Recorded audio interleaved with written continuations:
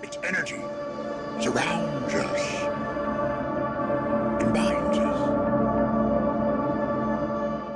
What is up, nerds, and welcome back to another podcast episode here on Carbonite Convos. Today is episode number 87, being recorded on Wednesday, February 22nd. And we have an awesome one that I'm super excited about. Tonight, we are getting our Ant Man review. Now, Alec and I both saw it. I saw it on opening night. Alex saw it the next night, and we have not discussed it since. So it's been a good 5 days, almost a week now, and we are ready to get into this. But like always here on the channel, before we get into that, we are going to start with a draft of just fandom weapons. So I already know what number one is going to be based on who gets the first pick. Whoever gets the first pick. But we really appreciate you guys tuning in. If you do like this video, make sure to give it a thumbs up. It helps us out a lot. And if you want to see more, consider subscribing so you can be a part of the, of the crew moving forward. But Alec, I'm ready to get into this. Let's do this thing, bro. Yes, sir. So if you are here just for the Ant-Man review, make sure you can go skip ahead to the minute marker that is on the screen right now. If you don't want to watch the draft, it will be in another video. So, if you're here just for Ant-Man, skip ahead. But Alec, I am ready to get to this draft. Should I flip the coin? Let's flip the coin. I'll make the call. All right, you call it in the air. All right, you Siri, tell me when. flip a coin. Heads. I'm sorry, I didn't quite catch that. Siri, flip a coin. Heads. She said, it's okay. Siri, flip a coin. Heads. It's tails. Ooh. Damn it. All right.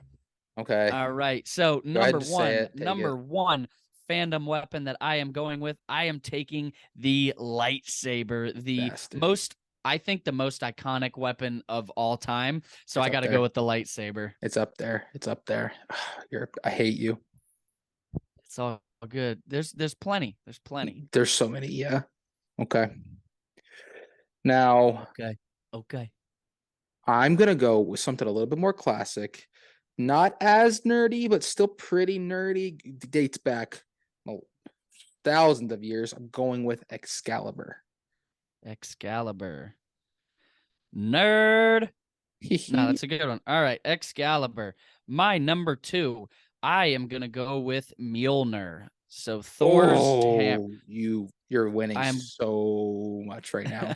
I'm going with Thor's hammer, the god of thunder. So I got to go with Mjolnir for pick number two. Okay. Number two. Surprised it wasn't number one. I'm going with my web slingers, baby.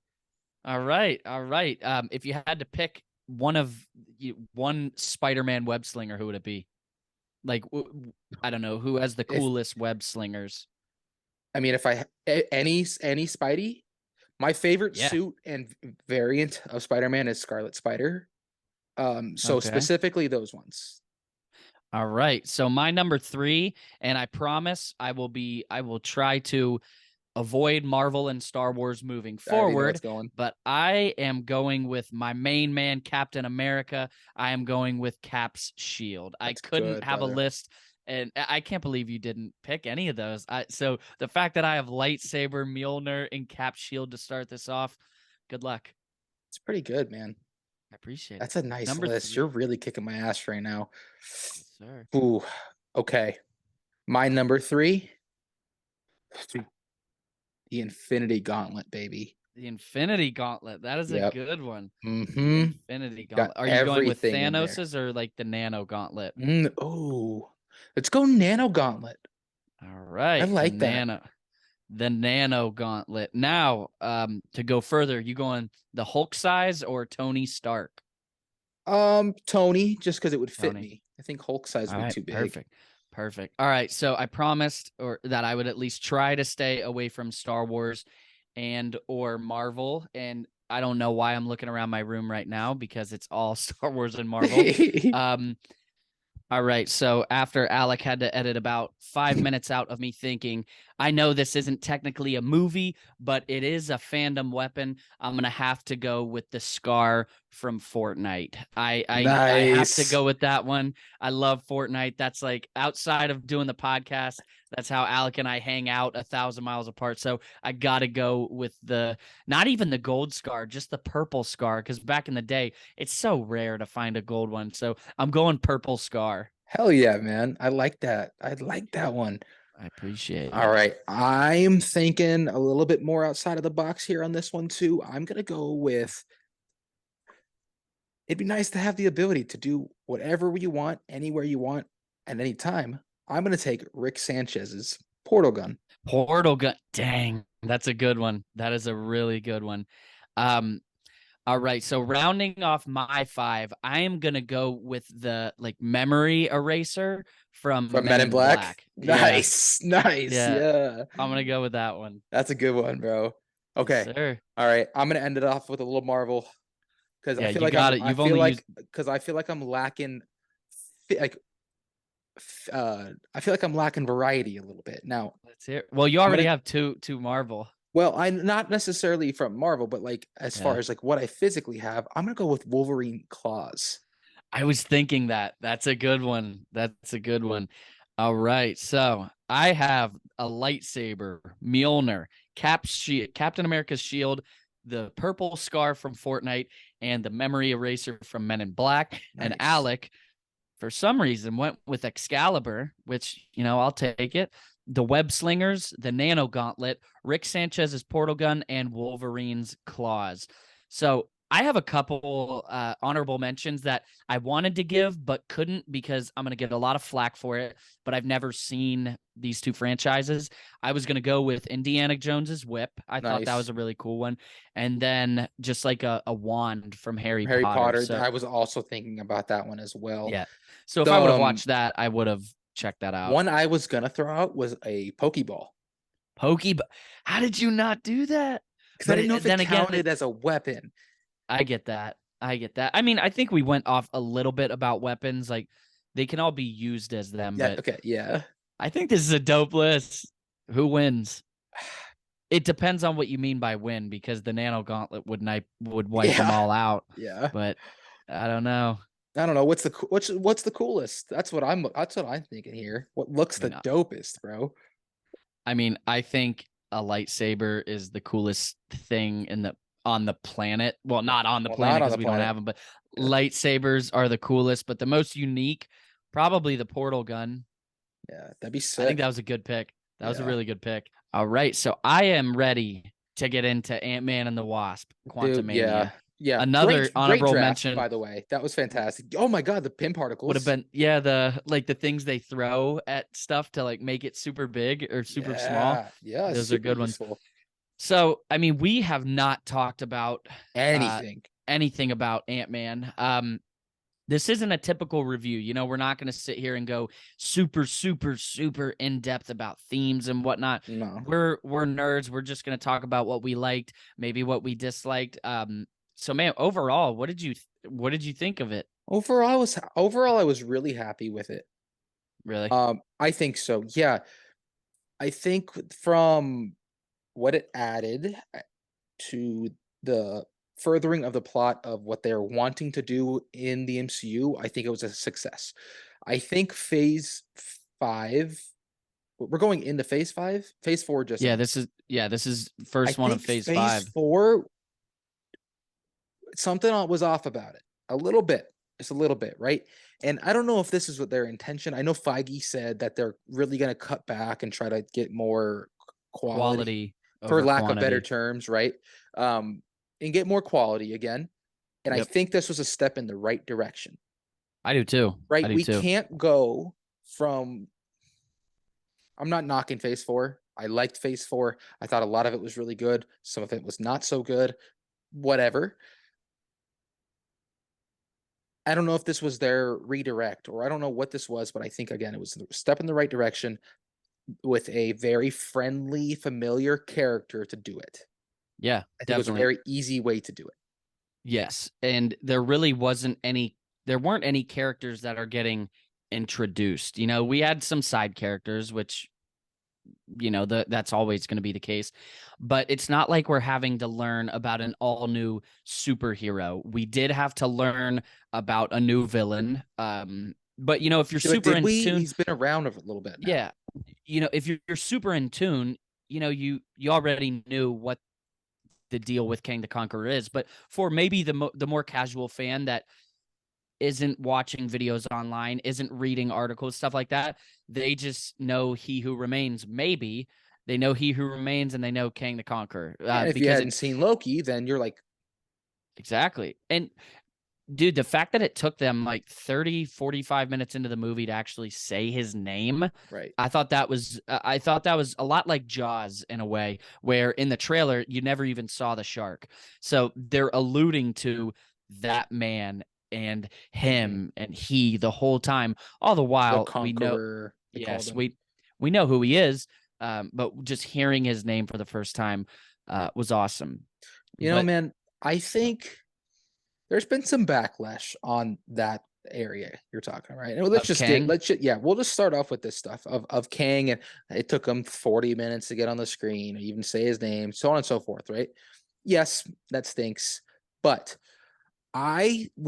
after going out of this, I took away that this movie was not about Kang, and this movie was just to develop and plant in our brains what the quantum realm really is and set up what it is going to be. Now, the reason I say that is how much screen time did Kang have in reality? Not a lot. But I think he had a decent amount in the second half of the movie. Yeah. But I think the point of this was for us to see a couple things. One, to answer the question, how come Janet aged 30 years in the quantum realm and Scott was in there for 5 years and only aged 5 hours? I think that was answered because Janet explained to us that there's different areas of the quantum realm that work differently outside of time and space. And I think what we've been able to come to the conclusion is that Scott was actually stuck in a time vortex. Because the post-credit scene of Ant Man and the Wasp, it was Janet saying to him, "Oh, and don't get stuck in a time vortex. We won't be able to save you." And then the snap happens and everyone gets dusted. And maybe because it was that is technically outside of the quantum realm itself. It's outside of time, so like he didn't age. Versus Janet was in the quantum realm. We see there's all these people living normal lives down there now, so it would make sense for her to age. You know what I'm saying? Yeah. She name drops the word not subatomica, which is if I'm correct, that's a universe within the quantum realm that actually has physical planets and everything like that. We saw like the city in the background of Ant Man and the Wasp. We saw the different levels when they were traveling and shrinking through it of the who knows how many different layers there are from our reality to that one. Yeah, and to go even further, who even knows, we're here. We're here. If you're listening to this on a podcast platform, I'm giving a circle. We're here, like and then circle. The quantum realm is like a circle. The quantum realm is inside of it. Who knows what is outside of us? Janet says it. There's planets inside of planets, planets. We might not even be the top layer. So it definitely did a lot of world building, and it just blew my mind, the quantum realm in general. And to go back a little bit to what you were saying earlier about the movie as a whole, I'm very happy with it. For example, I really liked Doctor Strange in the Multiverse of Madness, okay? But going in, after I got out of the movie, I liked it. But after having seen it, I sat back and I said, what did I... that movie wasn't what I expected. But then I thought a little more, okay, well, what did I even expect going into it? Right. Expecting too much. Yes, but also I didn't know what was going to happen. Going into Quantumania, I had expectations, and this met every expectation. I was completely fulfilled walking in, one, as a standalone movie, and two, like you alluded to, the MCU moving forward. I think this was a perfect start to Phase 5, and I think it's only going to keep getting better. 100%, man. And I really think that's what this movie did was set that up to the point of we know we're gonna get Kang later. Kang Dynasty is confirmed. Secret Wars is confirmed. We have so many more opportunities. We're going to see Kang the Conqueror and all of his variants. We'll get into that post-credit scene in a little bit because that was awesome. Yeah. Okay. I think it was interesting what Feige said. Somebody asked him about Kang's role in, just the MCU moving forward. Right. And he said there won't be a project moving forward that Kang's influence doesn't touch. And I thought that was super interesting because I don't think we're going to see him in this kind of role for a while. I think it's going to be a little bit, but I think you kind of need that because if you had Thanos in every other movie in phase 1, 2, and 3, it would get old. You know what I mean? So I think 100%, man. we saw He Who Remains. We got a teaser of him in Loki. Several projects later, we get this big, we get a big appearance from him as King the Conqueror. We see what he's capable of, and then we get the hint at the Council of Kings moving forward. So we're going to see him dropped in here and there before Kang Dynasty and Secret Wars. It's just how is he going to be dropped in, 100%. I want to talk about both those things you just said about the all the Kangs and about we know what he is capable of. Okay, let's start there. I really want to dive into the vision that Janet had when he touched the chair. Yeah. Holy crap, bro. Did you notice? I got Age of Ultron vibes when she did that. It was like when Wanda touched Vision's for the first time and felt Ultron's thoughts. Yes. And she was equally terrified. 100%, dude.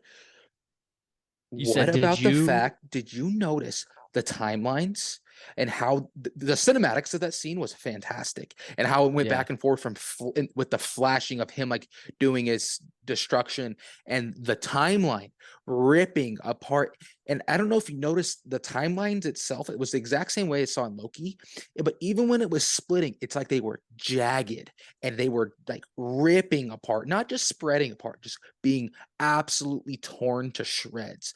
I was blown away with that because I don't think we're comprehending what that takes to do that. You're literally shattering it's not destroying a planet. It's not blowing up a solar system. You are shattering an entire timeline that is trillions and trillions of light years of unknown space being wiped out of existence in a snap of a finger. Right. It's not the Infinity Gauntlet, but he's doing just that. And 100%. it's unbelievable. I think an interesting part is we're not even sure if what she was sensing was that Kang's thoughts. That could have easily been sort of like a hive mind, like Venom says in Venom 2. She could have been feeling a number of thoughts and actions from a ton of different Kangs. So I think that is why he was so interested in what she saw. He was questioning, like, what did you see? Because there's a chance she might not have been seeing just that one he specifically has done. That's interesting. Nonetheless, he is capable of doing all of that. I loved Janet's actions there and that she blew it up into big proportions. She pulled out 4 of the Pym disc. Yeah. How long was she holding on to those, bro? I guarantee she was holding on to those, hoping that would get her out of there one day. Why didn't she just use it in the first place? Because I don't know if it works like that. Yeah, that's exactly what Ant Man did. Scott did, yeah. But the difference is, though, Scott's suit, those things I think are at the time when she went in, they had only, that was before Project Goliath. Right. So they had just worked on shrinking things. So that's why they had just worked on shrinking things at that point. They had, when Scott did it, he put it in his suit and got really blew big. that up, right? Yeah. But yeah, man, she hammered those things. That was wild. Yeah. No, that was really cool. And I think while we're on the topic of Kang, we should just talk about him in general, and then we can get into the Mhm. rest of the movie, the characters. What I thought was the one line that blew my mind was when the army, they're about to expand into the, outside of the quantum realm. He says, "Today we conquer eternity." And that, being as religious as I am, thinking about afterlife and stuff, this dude is literally saying, he's conquering eternity. That is In that Marvel is a Comics, god. eternity is a god. Yeah, but I wasn't picturing that. I was picturing that literally as eternity, all No, time, all space, every 100%. But it's all the same, though, is what I'm yeah, saying. Like, in order to that is the highest power you could physically have. It eternity, man. doesn't go higher than that. And the fact is, he came so close to getting that. Bro, how is he banished? Have you seen the theory that in Loki, you know how there's the three timekeepers? Yeah, He's going in to talk to the timekeepers, the there's three three statues and there's a broken one. is a broken one. Yep, Who is that? I would assume that it's him. I have It seen that. has to be. You wonder what he did, and yeah, you wonder. It was hard to. This is the issue with Marvel villains. You sympathize with them. You understand their cause. And before the movie, we're sitting here thinking, there's no way we can sympathize with Kang. He's No. Kang the Conqueror. But at the same time, what if this Kang is the least evil? Like, yes, he wants to conquer for himself, but at the same time, he wants to conquer because these other Kangs are playing with time like it's a toy. He Who Remains said it himself, man. You're not gonna like my other variants. Exactly. But he was also talking about Kang. And Yes. and Kang, it's interesting because he said the same thing to Ant-Man. He said, "You don't want to meet my variants because if you destroy me, something far worse is coming." Whew. I mean, we So, know we're getting these major variants like Rama Tut, and there were some other ones in there. And Immortus. we exactly, like, dude, it's gonna I be think, wild. do you think he's dead? Do No, you think that this Kang is dead? The he. one from this movie? I don't think so. And even if he is, it's not gonna matter because someone just as strong, if not stronger, is coming right behind him. Yeah. I see going into Ant-Man, going into Quantumania, I thought that this Kang would be the Kang for the MCU. I Yeah, knew that we were going to see a ton of other Kangs, but I thought this one guy was going to be the villain. And now I don't think his exact role is done yet because he was too important. He's in the quantum realm and he's just super, super, super tiny. He's right. not gone.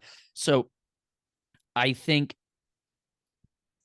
trying to figure out how he's going to relate to the heroes, where you have the Avengers, Fantastic Four, everybody on the side of good. You have everybody over here. You have our heroes. You have the Council of Kangs. And I think it's going to be this trio where you have that Kang over to the side. And it's just, how do those three relate? Because I think it's going to be our heroes versus the Council of Kangs, Yeah. all of these Kangs. It's good. That's how it's going to be. But where does this other Kang come into play? I think I don't know. We got far too much information about him specifically for him to be gone and not mean anything for the MCU moving forward. So I don't know what the role in those three groups will be, but I don't think he's gone. No way. No one's ever really gone. No one's ever really gone. Somehow. Somehow, Palpatine Kang the returned. Conqueror returned. Somehow. That's awesome. But no, man, Jonathan Majors killed it. It was awesome. Did you see 100%. that he isn't gonna watch Quantumania? Why? I don't know. He said that he doesn't want to critique it and see what he could have done better.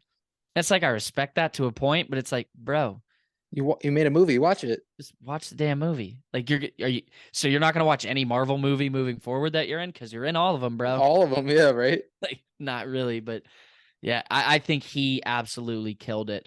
And I'm sure Kang's gonna keep coming up, but for the sake of time, why don't we move on to some other things? How does that sound? Drink the ooze. Drink Drink the the ooze. ooze. Dude, Drink the ooze. did you know? I can't remember his name. Actually, I can't remember either of the guys' names that I'm talking about. The blob guy. He was played by who's the dude as part of X-Con? The Baba Yaga. Oh Baba yeah. Yaga plays Yeah, Alec. yeah. Little children sleepy tight. I can't remember his name, but he was played by him. God, I liked him. I he liked was him a lot. awesome. What was it? I can't remember his name either. Jeez, he Drink was the great. ooze, Dad. Yeah. Drink I thought the that was ooze. funny. Do you have any? How many holes do you have? How many holes do you have? And then the the guy that's reading minds, he says holes. And I like because when he asked that question, I'm sitting there counting the holes on my body. I'm like, Yeah. and the dude says, I think he says 7, 1, 2, 3, 4, 5, 6, 7. Yeah, he says 7. And Ant Man, He's like, Scott's like, yeah, he's right. I thought that was hilarious. Before we get into characters, what about the comedy of this movie? How did you feel about that? I thought it was funny. I loved it. I And, thought it and was maybe funny. that's I love a Paul lo- Rudd. I love Paul Rudd. He's one of my favorite actors. I think the difference between a movie like this and a movie like Thor: Love and Thunder, the comedy was just astronomically better. One, comedic timing was much better. The jokes weren't as in your face. There were a couple that were for a younger audience, that weren't exactly as funny to me. But for the most part, I laughed like a good bit or had Yeah. a chuckle and actually thought it was funny rather than thinking, okay, that was a joke. Like when Or homeboy, expecting a when joke. Blob guy, what was his name? He popped up like, "Hello, I have like hoes. I Oh, have holes," and he just Yes. started fucking just blowing it. Yeah. That was awesome, I dude. I thought it was I hilarious. think the one example of something I didn't think was super funny was like you don't have to be a dick. It was funny at first, and then they kind of And then when overplayed he it came between in, Cassie I'm and not a MODOK. dick. Yeah, like that Yeah. wasn't super funny, but everything else with Paul Rudd, like overall, I thought it was very the mix between action and comedy I thought it was a great mix. 100%, man. How did we feel? Actually, I like the psychic dude, the one that said he has Yeah, 7 I don't holes. remember his name. I liked him. I thought he was kind of funny too. I like that he was so always just Yeah. angry and just like in a mood. He was like, how would you like it if you could read everybody's mind? He's like, stop thinking that. Stop thinking it. No, I liked him a lot. I mean, think about that. Like, if you could read everybody's mind, I'm sure you hear some messed up stuff, man. Oh, yeah. You know who I really did miss in this movie? And I didn't realize it until like a day later. Luis, Luis. dude, Oh, Luis I was missed awesome, that, dude. I missed him so much. bro. We didn't get any of There his should classic have been stories. there should have been some very beginning of the movie a catch up of what Scott's been up to. Yes. And then he So wrote a I heard book. Scott. And then Yes, exactly. Dude, I want to read that book. Am I really want to am read I it. always gonna be a baby? Am I the Hulk's baby? Yeah. I think just reading, like, you're gonna read so many things about like aim, like stuff like that. Like, I am really debating reading that book. Yeah, it sounds like a good read. Yeah, definitely. But overall, the comedy was great. What about some of the characters? How did you think of Cassie? Cassie was fine, and Yeah, I mean, a she lot of works people little. didn't like her. No, I liked the jail thing, I think, because I really think she's gonna be just like her dad, right? Yeah. That's obvious. And that's just how Scott got started too, man. Like that, I forget the company he was with that he stole from because they were like screwing people over and ended up getting arrested. And He was reality, doing, yeah, he was doing it for a good he was doing purpose. it, he was Robin Hood, right? Yeah, She's the same thing. So yeah. I think it goes to show, despite his absence for 5 years and all that sort of stuff, that she is going to be a important character going forward. And I think she's going to have the exact same mannerism, antics, and charisma as her dad, which is pretty neat, I think. Yeah. I Going off of I that, like the purple suit. That was cool. I do too. Dope suit. I like how when they are first imprisoned together, he's like, "Yeah, so this is your third time? It's my fourth." I just thought that was a funny joke. Yeah, I had no problems with Cassie. A lot of people are hating on her. I had no problem with her. I think the actress did a great job. Yeah, I really didn't have any issues with her, and I don't understand why she's getting so much flack. No, I don't either, man. I think who stole the show, Michelle Pfeiffer Yeah. as Janet. She crushed it. You know, She man, crushed it. 100%. This was my question, and I'm not in a knocking way, just a questioning way, playing devil's advocate here. I just want to know what was her decisions making and what was so scary for her in like she could send Scott down to the quantum realm to pick up particles or whatever, but as soon as they start Mhm. messing around with it again, she starts freaking out. Now, that was my first reaction. I Yeah. heard some takes on the internet that actually made it make some sense. The reason we talked about like the time vortex earlier, right? Mhm. Maybe she was comfortable sending him into that because Kang wasn't able to see him or any way, shape, or form like that. But as soon as they started messing with certain layers of the quantum realm, then maybe she's like, okay, now I know what's down there. I don't know, man. I just kind of thought it was weird that she was really scared and just wouldn't tell them. Yeah. Just tell them, and then they I won't be down there. Like, part of I think why I kind of chalked it. I didn't think of that really, but if I had to make my best guess, I would think maybe she's okay with certain areas of the quantum realm when she has a hand in it and can kind of, not in a bad way, but can kind of control how far they go. You know what I mean? So she knows the boundaries not to test instead of sure, just going in there blind. yeah. It just would if it could have avoided the whole situation, but it is what it is. Yeah, no, I agree. Here's my question for you. How'd you Yeah, feel about MODOK? I liked him. I Dude, liked I him. A thought he lot of was people, funny. I did too. A lot of people were hating on him because he's more serious in the comics, but also he like in the show he's goofy. Like Yeah. I thought Dude, it was a good I balance between, lost it when Ant-Man said, technically that's MODOK. yeah, I thought that I was know. hilarious, bro. I thought it was so funny. And then I probably think it's the best one-liner of the entire movie was, I gotta say at least I died an I Avenger. die an Avenger, and Ant-Man's like, yeah, you're an Avenger. I called it. I called everybody. They're good. They're Yeah, good. I think it was good to have That was him so be funny. like more of Come a back. comedic villain. Yeah. Yeah, but I think more so because you have the brutality from Kang. You can't have two crazy ass evil villains, Well, so it was a good balance. have you seen the Adult Swim MODOK show at Yeah, I all? saw a couple Yeah. episodes.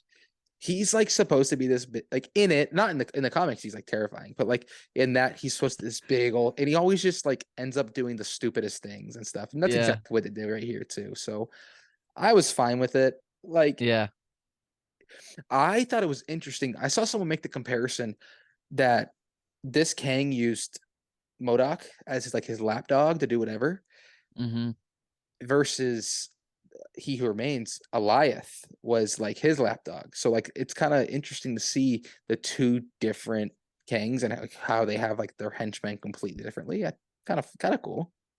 Yeah, no, I agree. I agree. Um kind of going off of that. This is off topic, but I saw that a lot of people that some people were saying based on like the aesthetic of the arena and where we saw the post-credit scene take place when the three Kangs were speaking, looks like that is where the castle was or the mansion was Oh, in Loki where He Who Remains was. interesting. Um yeah, so it looked like the same, and that was outside of space and time, beyond all that. Mm-hmm. So it would make sense for this arena and this citadel to be in that same place. You know what I mean? 100%. Wonder if it's like you can transform it or if there's any play in it like that. I Yeah. have no idea. I kept thinking about Rick and Morty the entire movie. Yes, it looked just like it.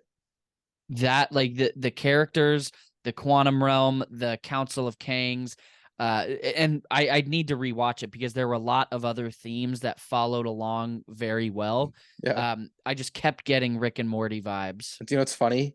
Because I was getting like Shark Boy and Lava Girl vibes. Really? Yeah, I saw bro. somebody compare it to like they compared it to Spy Kid.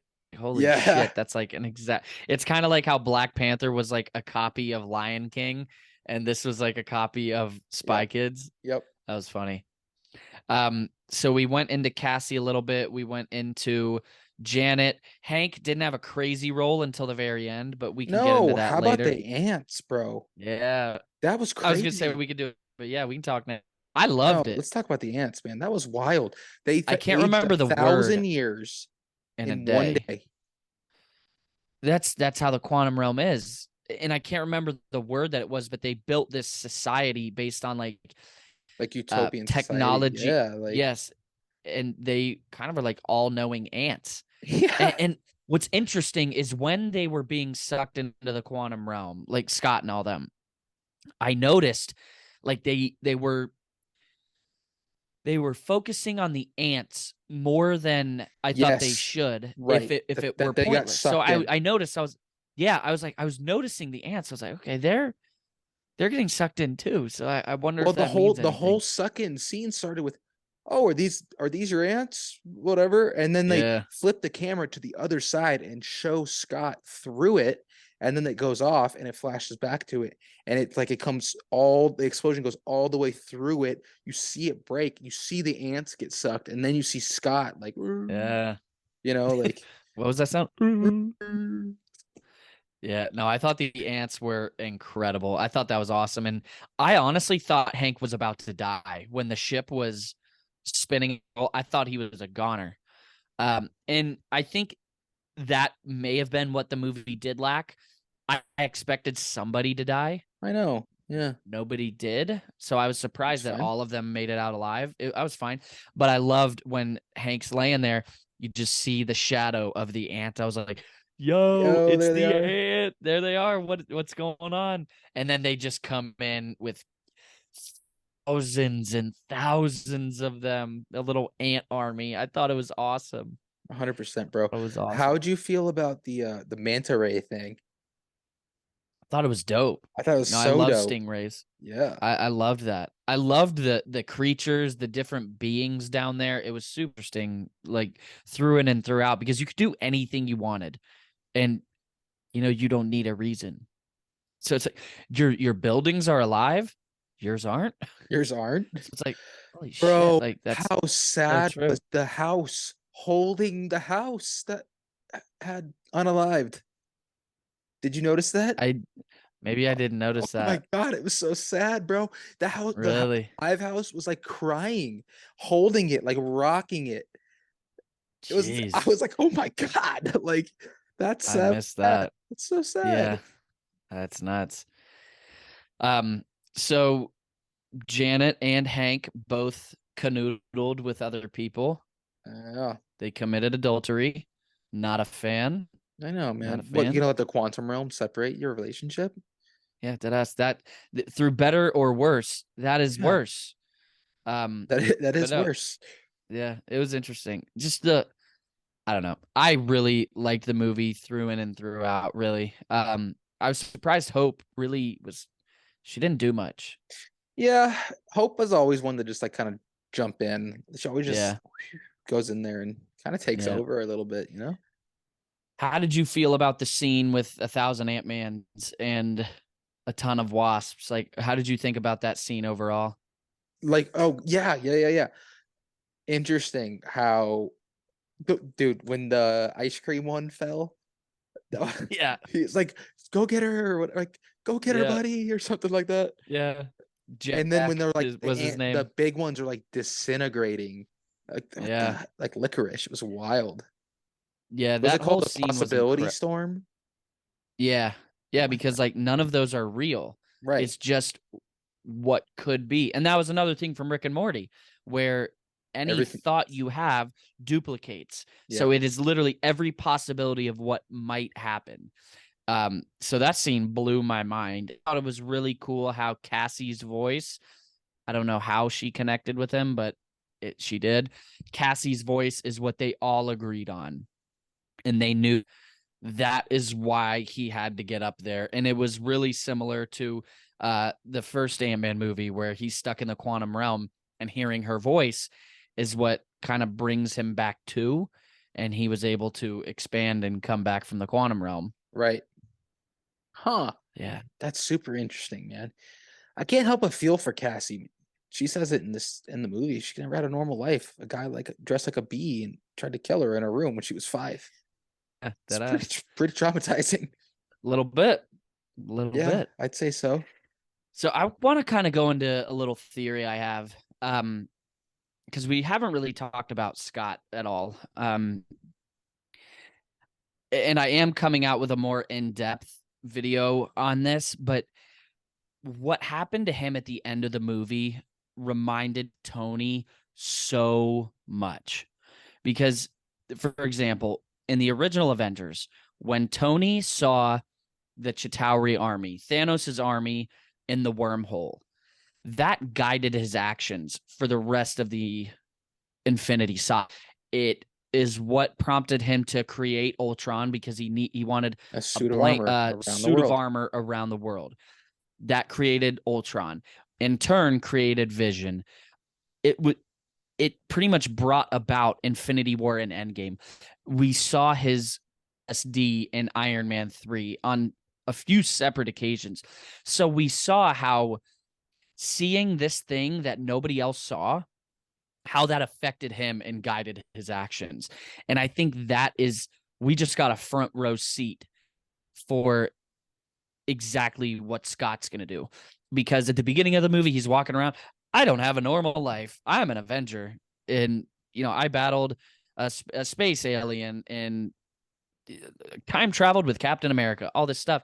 And then at the end of the movie, he's cheery again. And as quick as, he is cheery, just these negative thoughts come in, because he starts thinking, wait, what if he's not dead? What if I didn't kill him? We just shrank him. We didn't kill him. What if he said, if we destroy him, something worse is coming? Did I help? Did I make this a lot worse? Nah, it's fine. And just as quickly as the thoughts came in, they went away. But we can tell that he has doubt, and that there's something in his mind that is going to be on his mental moving forward. And then again, the very next scene, at Cassie's birthday party, he is sitting there with all of his family eating cake at a restaurant, and again his mind starts to wander, and Wait a minute. he's terrified. Well, did I help? Yeah, I mean, what? Literally, Yeah, it's what if he didn't? Exactly. What if he didn't do all that? And us as the watchers, we know that something far, far worse is coming, but knowing that he's going to have this inner struggle throughout the rest of the MCU, I'm just curious to see what that makes him do. Kind of like, how Wanda was saying Tony did everything Tony did. It was from what she showed him, that fear, and I just think that if we saw what Iron can do, what he created and what happened because of what he saw, I think the same thing could happen with Ant Man. Who knows what his trauma will breed, Right. I mean, shoot, man.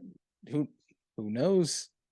Who knows? I saw Screen Rant's 45-minute breakdown of the video of the movie too. Same. Fantastic video. If you guys want to see an actual, the breakdown of the entire film, it was incredible. I thought it was really interesting how the naughty cake was good. You could kind of get up to maybe his old boss, the funny dude. He's like, Baskin Robbins always finds it. He hasn't made a cake in several years, so maybe that's why it doesn't taste as good. But Screen Rant kind of put out that maybe that's a symbol for how his life, it's not everything is as sweet and cheery as it was before, and now it has that bitter taste. Interesting. Yeah, I don't know. Right when I saw, as I was watching it and seeing what Ant-Man was thinking, I immediately thought of Tony and just the consequences, yes, but also, Vision came, an Avenger was born from it. So I don't know. I'm just wondering what'll come from Ant-Man, I mean, we'll find out, man. It's really We will. It's really not that far into the future. No.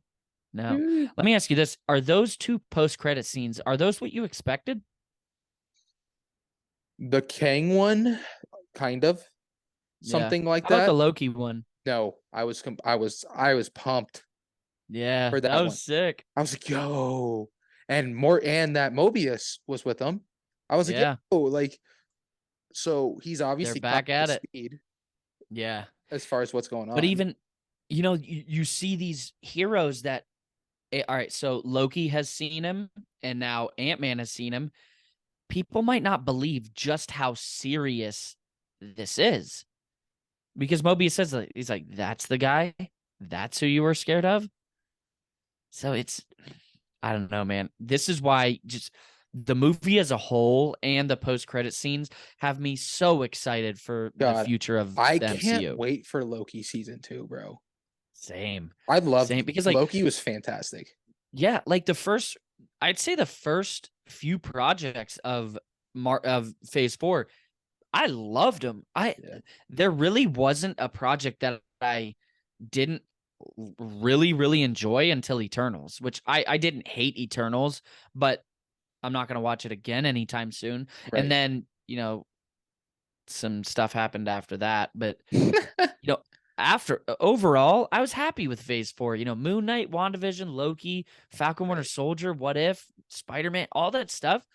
Really, the only ones, and we talked about it, the only real ones were Eternals, Miss Marvel, just simply because that's made for a younger generation. So it didn't resonate with me. And then She-Hulk. But overall, the Phase 4 was good. But Phase 5, I'm on board. I think that this was the perfect type of film to set up to continue the multiverse saga. 100%, man. Like you said it yourself, it seems like these phases start off with bangers every time. So maybe Secret Invasion is also going to be one of those. I'm really excited about that. That seems like that's really going to be good. Yeah, my notebook is somewhere of the upcoming projects, but I can't see it. Actually, give me one sec. Keep the people entertained. Should I juggle? I don't know. Here, Do a dance. I'm gonna flip the water bottle around. Oh, it's open. Shoot. Okay, well, for those of you listening, I'm all wet now, so that's great. Nick's back. What's up? All right. Hey. All right, so Ant-Man is officially come and gone. Next, on the Star Wars side, we have Mando Season 3. Hype! But Oh my God. strictly Marvel, dude, we still have so much coming out just in this year alone. Next, we have Guardians of the Galaxy 3 coming out May 5th. But before then, we have What If Season 2 coming early 2023. We don't know when it'll be. We have Secret Invasion coming in spring. I think spring is before May. So Secret Invasion, I think What If and Secret Invasion have a chance to come out before Guardians of the Galaxy. So we have Ant-Man, What If Season 2, Secret Invasion, and then Guardians of the Galaxy before May, I assume. That's nice. I assume. That's real nice.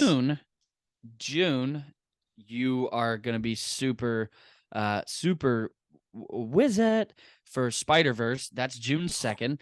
And then we have 3 series that we have. Wait. Oh, the Marvels got moved, didn't it? The Marvels got moved to like November. All right, interesting. All right, so I say that because the Marvels was supposed to be July 28th. Mm-hmm.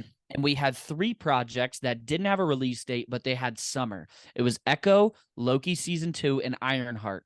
Those were all supposed to come out this summer. So with the Marvels getting pushed back 5 months, I wonder if all of those will be pushed back too. I'm fine if they do, because I would like to see the MCU have more gaps in our time between projects. Sure.